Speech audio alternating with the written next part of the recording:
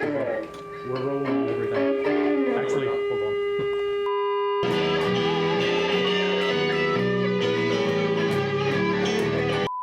Want to talk a little bit about kind of getting to know the Gift. So right out of the gate, where does the name come from? Where does the stage name come from? Well, the Gift, it stems from when I was born. My dad tells me that, I was like, what, I think a month or two premature, he said. Oh wow.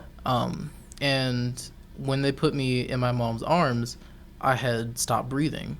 So I had to stay in the NICU for quite a while until I actually got to come home. And, I had underdeveloped lungs. That's why I was that's why I was kept in the NICU. And so he calls me the Gift because it's a gift that God gave me to be able to play this instrument. Wow. So this is a very personal name. Yes, yes. All right, well, this song we're about to do, this is called The Good Blues, or really Good Blues, but, it's off of our album, The Good Blues. And this song came about, it was our first time working together, and we got in the studio, and he told me to just kind of let loose a little bit, just kind of, go with it. So he played this track, and I started freestyling, and then we came up with this. He added piano, all these different things to it, and he made it what it is now, which is Good Blues. Good blues. You did your thing with it. Not without you. Hey. You ready? Yeah, let's do this thing.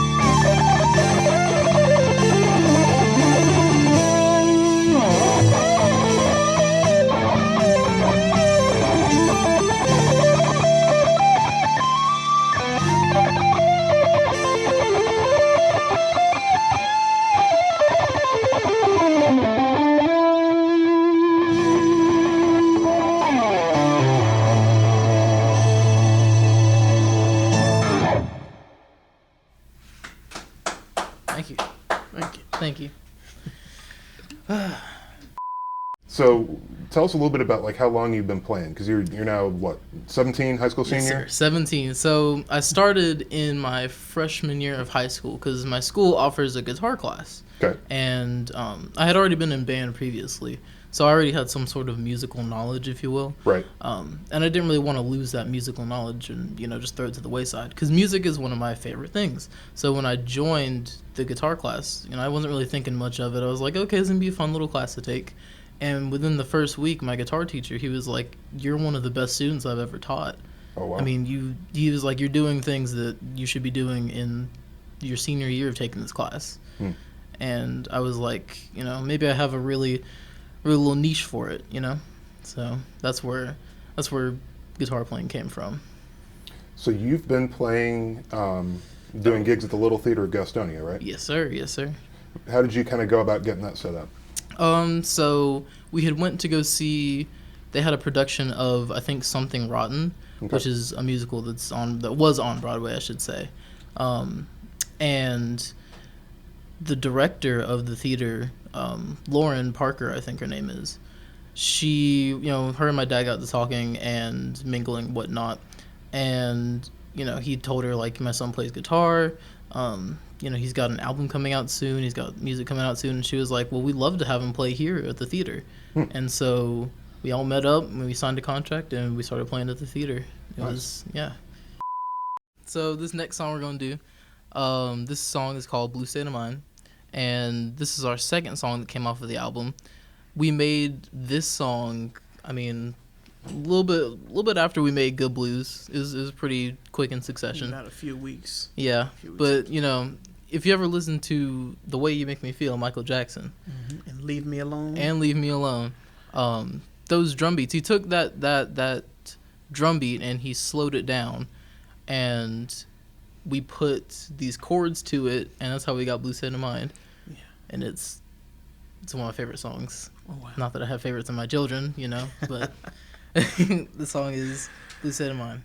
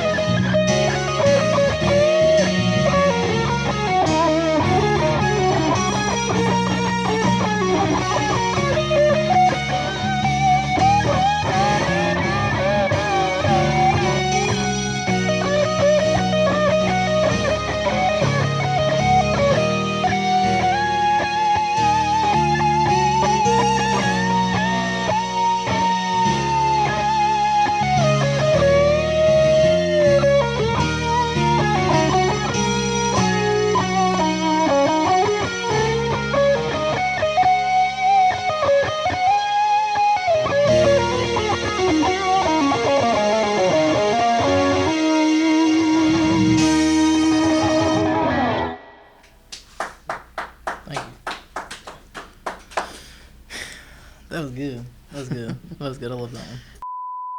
What has it been like getting to perform live? You know, what is that compared to like being able to kind of just work at home? You know, are there nerves, or or do you feel kind of at home up on stage? Well, for me personally, I've never been a nervous type of person. When I go to do something, I know how to ground myself, and I know how to really get the most out of the experience. When I'm on stage, it really is like I'm just at home. It's not anything to be nervous about.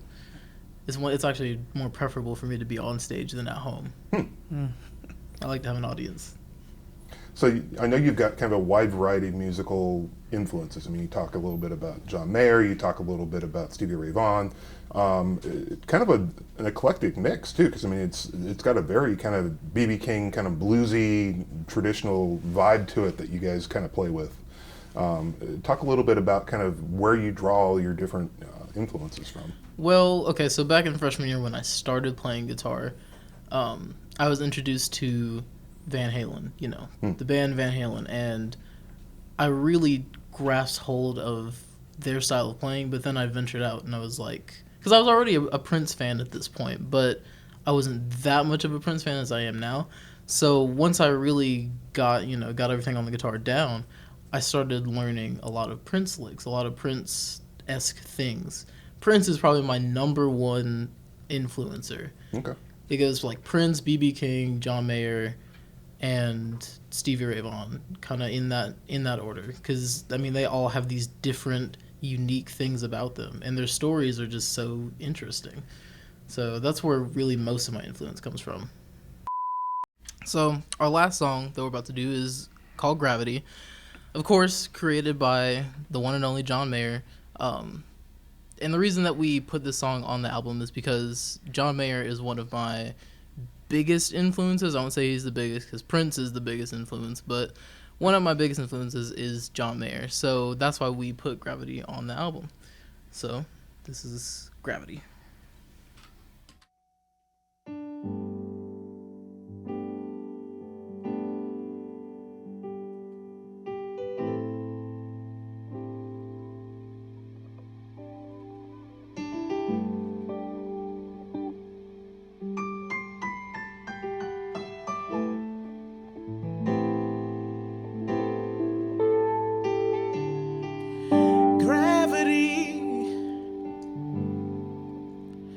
Working against me, and gravity said it wants to bring me down.